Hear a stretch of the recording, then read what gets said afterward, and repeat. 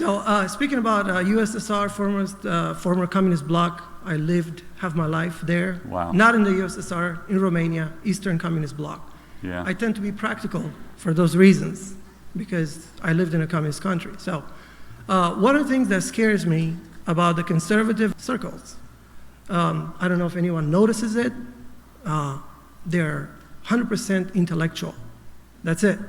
They write books, they give tours, they speak. I see the real problem, our inability as conservatives to look at each other, to cooperate, to create our own structures, to do stuff like that. That's a good point.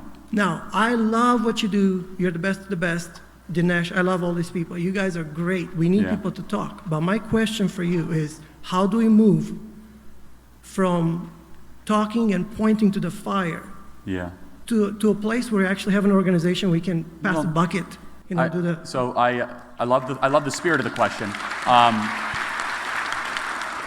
You allow me to tell you about a great organization called Turning Point USA.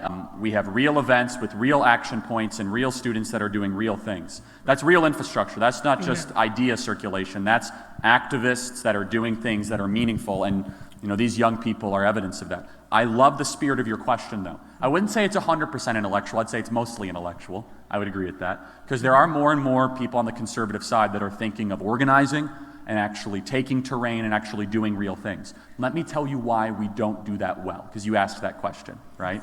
We don't do that well because our priority as conservatives is our family or our job or just our personal time, not government.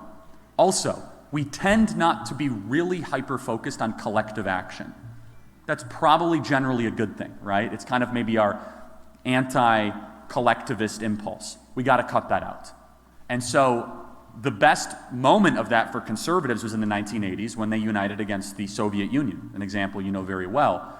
But it's not an easy thing because we now have to retrain 1 million people to now take something more seriously than they ever have in their entire life. But people want to be comfortable. They want other people to do it for them. And that's the tension point right now. That's the friction. And so I think you've identified that correctly. And we're trying to do that through an organizing standpoint every single day.